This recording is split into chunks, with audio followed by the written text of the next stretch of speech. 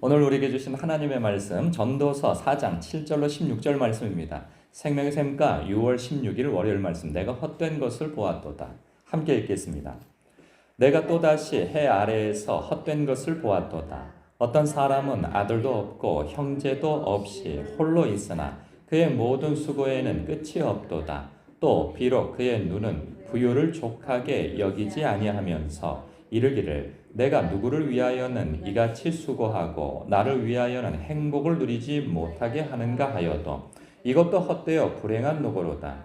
두 사람이 한 사람보다 나음은 그들이 수고함으로 좋은 상을 얻을 것임이라. 혹시 그들이 넘어지면 하나가 그 동물을 붙들어 일으키려니와 홀로 있어 넘어지고 붙들어 일으킬 자가 없는 자에게는 화가 있으리라.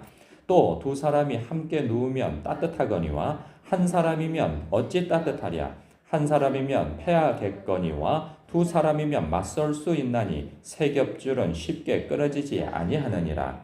가난하여도 지혜로운 젊은이가 늙고 둔하여 경고를 더 받을 줄 모르는 왕보다 나으니 그는 자기의 나라에서 가난하게 태어났을지라도 감옥에서 나와 왕이 되었음이라. 내가 본즉 해 아래에서 다니는 인생들이 왕의 다음 자리에 있다가 왕을 대신하여 일어난 젊은이와 함께 있고 그의 치리를 받는 모든 백성들이 무수하였을지라도 후에 오는 자들은 그를 기뻐하지 아니하리니 이것도 헛되어 바람을 잡는 것이로다.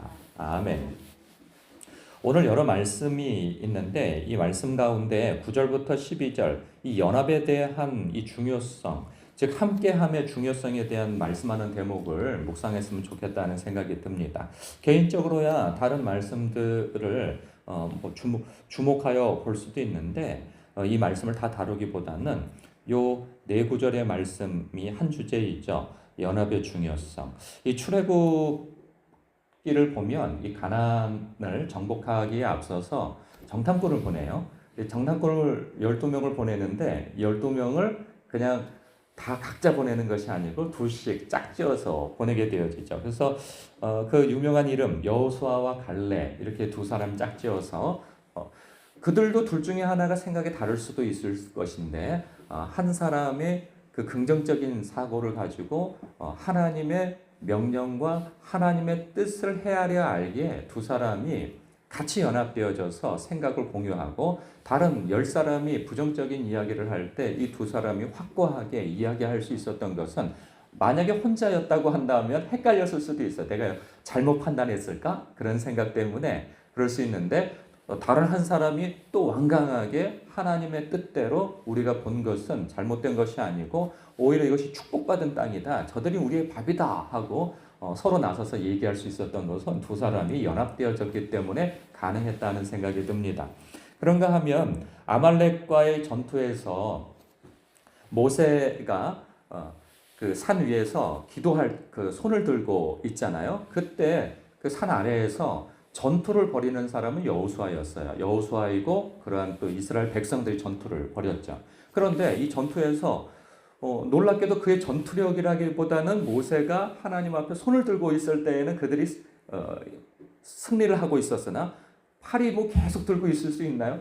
예, 손을 내리면 그들이 또 밀리고 이런 상황이 여실히 보이니 예, 혼자 손들 수 없을 때에 아론과 홀이 오른쪽 왼쪽에 서서 예, 그 손을 들어서 전투가 끝날 때까지 승리할 때까지 함께 하였던 것을 보여줍니다. 그러한 장면은 예수님 때에도 신약 성경에서도 나타나죠. 예수님께서는 그 선교 즉 전도 여행을 보낼 때 제자들을 70여 명의 제자를 보낼 때 그냥 각자 따로 보내질 않아요. 둘씩 짝지어서 보낸단 말이죠. 그러니까 한 사람이 복음을 전할 때 한 사람은 중보를 하고 있든지 혹은 어떤 일이 벌어졌을 때 오늘 말씀 속에서 보면 이런 거죠. 두 사람이 한 사람보다 나음은 그들이 수고함으로 좋은 상을 즉 좋은 결과를 얻을 수 있기 때문이고 혹시 그들이 넘어지면 하나가 그 동물을 붙들어 일으키리와 홀로 있어 넘어지고 붙들어 일으킬 자가 없는 자에게는 화가 있을 것이다. 이게 다 같은 말이죠. 또 두 사람이 함께 누우면 따뜻하거니와 한 사람이면 어찌 따뜻하랴. 한 사람이면 패하겠거니와 두 사람이면 맞설 수 있나니 세 겹줄은 쉽게 끊어지지 아니하느니라. 즉 동역자의 중요성에 대한, 함께함의 중요성에 대한 말씀을 해주고 있는 거죠.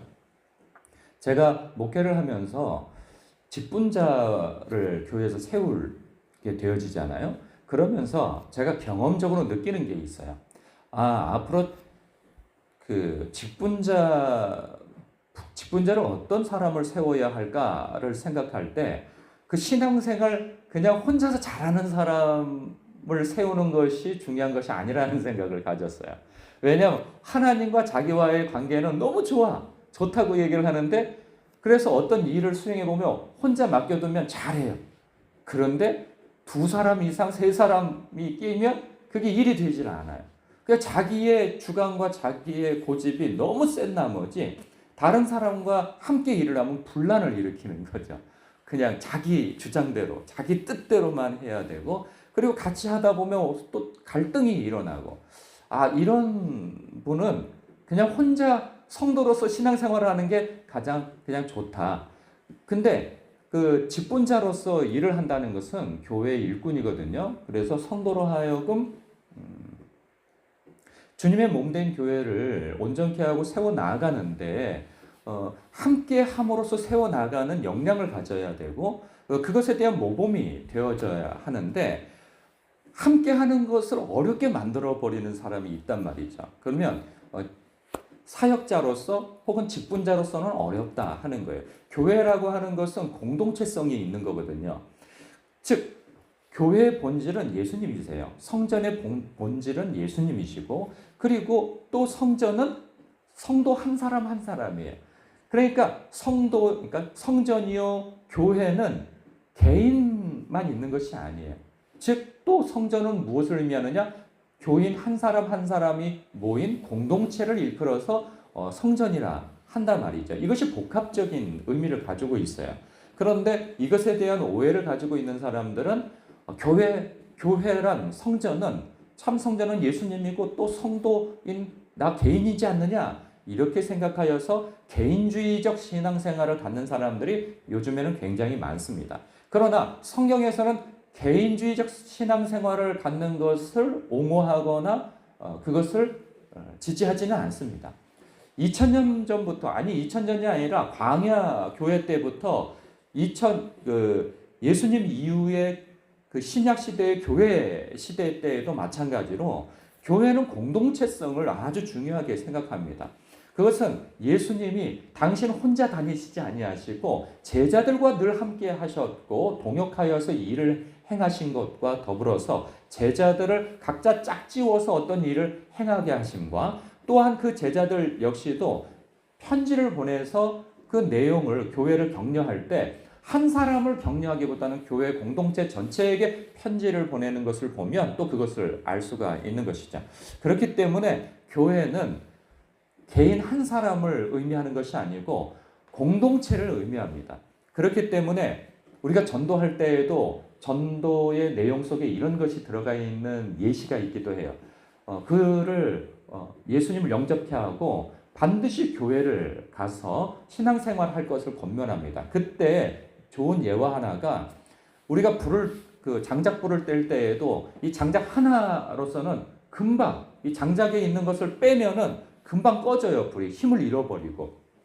그런데 이 하나로서 힘이 약한 것은 이 장작불이 타오를 때 갖다 놓으면은 이 불이 더 잘 탄다 말이죠. 교회의 역할은 바로 그런 역할을 해줍니다. 신앙생활 혼자 할 수 없고 주님의 일도 혼자 할 수 없습니다. 독불 장군은 넘어지면 일으켜 세워줄 사람이 없으면 금방 넘어져요.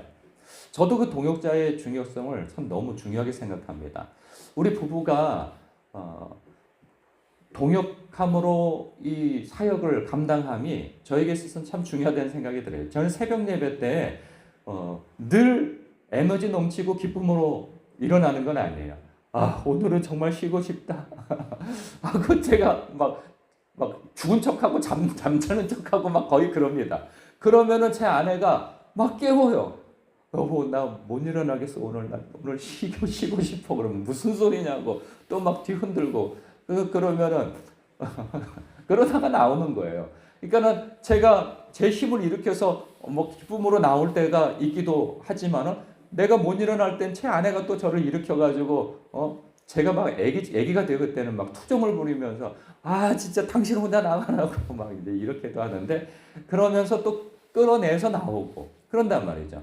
또 목회를 할 때에도 전도사님 계시고 그리고 권사님 계시고 집사님들 계시는 것이 저에게는 얼마나 힘이 되고 그런지 몰라요. 하다못해 교회 청소를 할 때에도 저 혼자 할 때에도 물론 즐겁게 할 수 있어요. 지금까지 수년 동안 혼자서도 즐겁게 해왔는데 그런데 같이 하니까 얼마나 좋아요. 그리고 제가 어떤 일이 있어서 이제 출타를 하게 되어지면 또 제 역할을 제가 하지 못할 때에 또 집사님들이 그것을 또 감당해주고 또 교회에서 제가 오전 기도회를 할 때에도 그 마무리를 못하고 지방의 임원으로서 나가서 어떤 일을 감당할 때 그때 또 권사님이 그걸 맡아서 해주고 그리고 또 지방의 일로 나가서 뭐 수요일이나 그러한 때를 못하게 되어지면은 또 전도사님이 그 자리를 대신해서 또 오후의 때에도 주일 오후 예배 때에도 이렇게 맡아서 뭔가 어떤 한 부분들을 맡아주어서 함께 해줄 때 굉장히 힘이 되어지고 격려가 되어지고 그러는 거죠. 여러분들도 마찬가지죠. 동역자가 있을 때 혼자 하는 것보다도 얼마나 좋습니까? 의지가 되어지고 말이죠. 그래서 혼자 하는 것에 대한 재앙을 얘기해 주죠. 10절에 혹시 그들이 넘어지면 하나가 그 동물을 붙들어 일으켜리니와 홀로 있어 넘어지고 붙들어 일으킬 자가 없는 자에게는 화가 있다는 거예요. 그 화가 혼자 독불장군으로 일어나야 돼요. 그게 얼마나 힘들어요. 그래서 주변 사람이 같이 또 격려하여서 이렇게 세워주고 그런데 이렇게 되기까지는 무엇이 필요하냐? 내가 상대방에게 좋은 동역자가 되어주는 것이 중요하죠. 그냥 막연하게 나를 위해서 좀 일해줄 사람 없나? 함께 일할 사람 없나?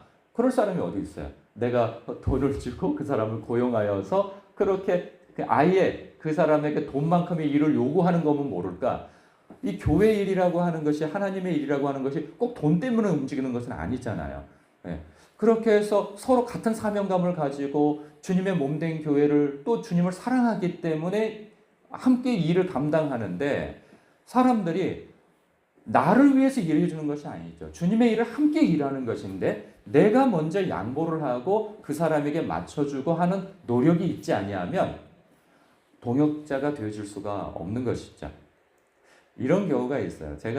저는 제가 이렇게 막 하루 종일 뭐 일주일이 지나고 제가 어디 가도 전화나 문자가 안 와요.